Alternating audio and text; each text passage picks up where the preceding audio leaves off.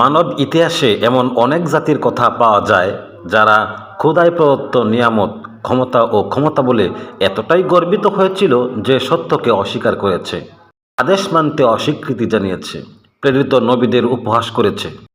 তাদের সব কাহিনীর মাঝে সামুদ জাতির গণনা অত্যন্ত গুরুত্বপূর্ণ, কারণ সামুদ ছিল ধন সম্পদের উন্নত, প্রযুক্তিগত দক্ষতায় অগ্রসর এবং স্থাপত্য শৈলীতে অনন্য এক জাতি। কিন্তু তাদের পতনের মূল কারণ ছিল অহংকার, ঈমান অস্বীকার, নবী সালেহ আলাইসাল্লামকে অমান্য করা এবং আল্লাহর নির্দেশের প্রতি বিদ্রোহ।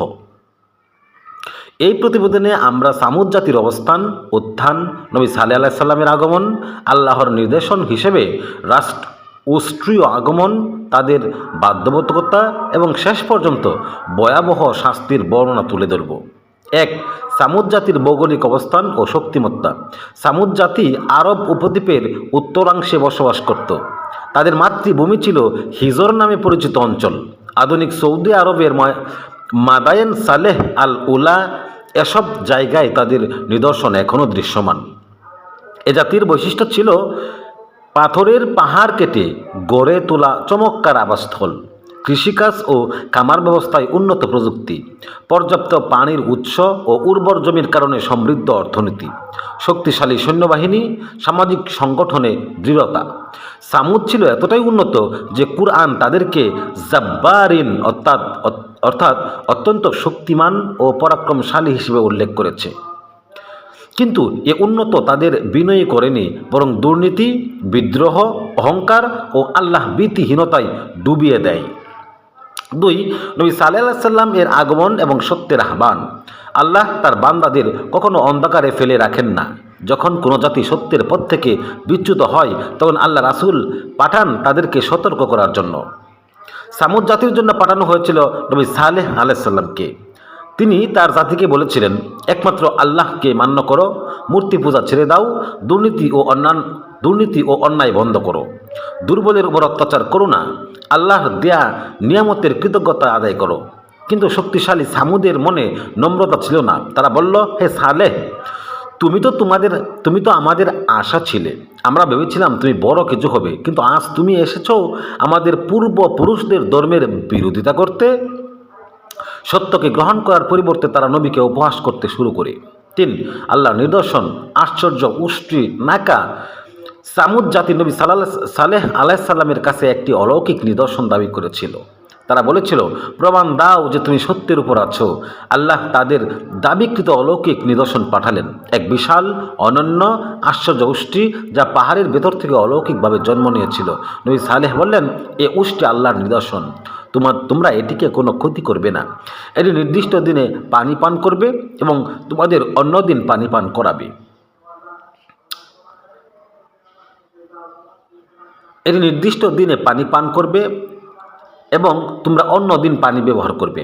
এ উষ্টি ছিল আল্লাহর পক্ষ থেকে পরীক্ষা। তা সত্ত্বেও সামুদ জাতি বলল, আমরা কেন এর কারণে আমাদের স্বাধীনতা সীমাবদ্ধ করব। এইভাবেই তাদের কুপথগামিতা বাড়তে থাকে। 4. অহংকারের সর্বোচ্চ পর্যায়, উষ্টি হত্যার ষড়যন্ত্র। এক সময় সামুদের কিছু প্রভাবশালী ব্যক্তি উষ্টিটির উপস্থিতিকে সহ্য করতে না পেরে ষড়যন্ত্র শুরু করে। কোরআনে বলা হয়েছে, সবচেয়ে দুর্বৃত্ত ব্যক্তি উঠে দাঁড়ালো। ষড়যন্ত্রকারীরা বলল, সালেহ আমাদের ধর্ম নষ্ট করতে চায়। এই উষ্টি আমাদের সম্পদের ভাগ নিচ্ছে। এটিকে হত্যা করলে সালেহ দুর্বল হয়ে পড়বে। এভাবেই জাতির বড় অংশ সম্মত হয় আল্লাহর নিদর্শনকে হত্যা করার চরম সিদ্ধান্তে। উষ্টিকে হত্যা করা হলো এক ভয়াবহ পাপ, মানবজাতির ইতিহাসে অন্যতম বড় বিদ্রোহ। নবী সালেহ আলাইসাল্লাম এর সতর্কবার্তা। উষ্টি হত্যার পর নবী সালেহ আলাইসাল্লাম তাদেরকে বললেন, তোমরা 3 দিন তোমাদের ঘরে উপভোগ করো, তারপর শাস্তি নেমে আসবে। এটাই আল্লাহর প্রতিশ্রুতি। সামুদ জাতি তাও বিশ্বাস করল না, বরং তারা বলল, সালেহ যদি সত্যি নবী হয় তাহলে শাস্তি আসুক দেখি। কিছু লোক তো এমনকি নবী সালেহ আলাইসাল্লামকে হত্যা করার পরিকল্পনাও করেছিল।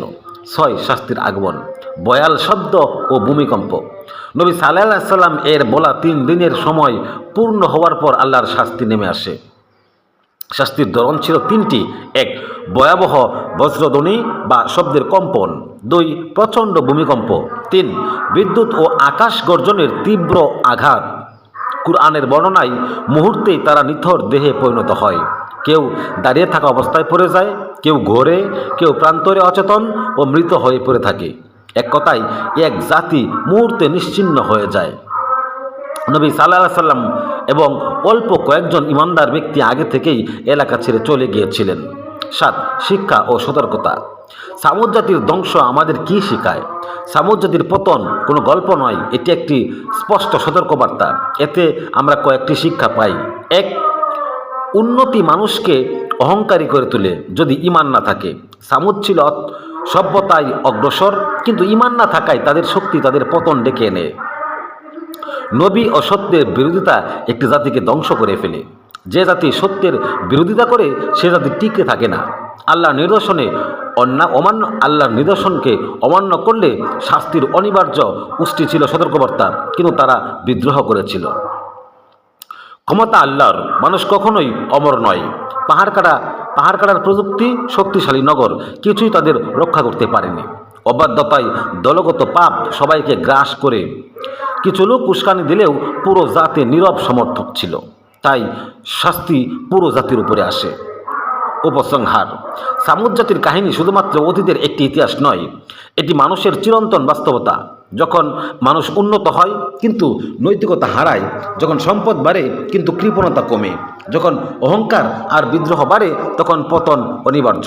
আজও পৃথিবীর নানা সমাজে সামুদ্রের অহংকার, দুর্নীতি, অবাধ্যতা ও সত্য অস্বীকারের ছাপ দেখা যায়। ইতিহাসের এই অধ্যায় আমাদেরকে জানায়, যে জাতি শুনে না সে জাতি টিকেও থাকতে পারে না। যে জাতি সত্য প্রত্যাখ্যান করে সে শেষ পর্যন্ত ধ্বংসই ডেকে আনে। অর্থাৎ আমাদের প্রত্যেকের উচিত মহান আল্লাহ তাআলার নিদর্শনকে স্বীকার করা, তার প্রতি আনুগত্য থাকা, তাকে মেনে চলা, অহংকার না করা এবং মানুষকে অহংকার থেকে বিরত রাখা। ইনশাআল্লাহ আল্লাহ যদি হিকমত দান করেন, আমরা অবশ্যই আল্লাহর নিদর্শনগুলো মেনে চলব এবং আল্লাহ রাসূলের কথা অনুযায়ী আমাদের জীবন গ্রহণ করব ইনশাআল্লাহ।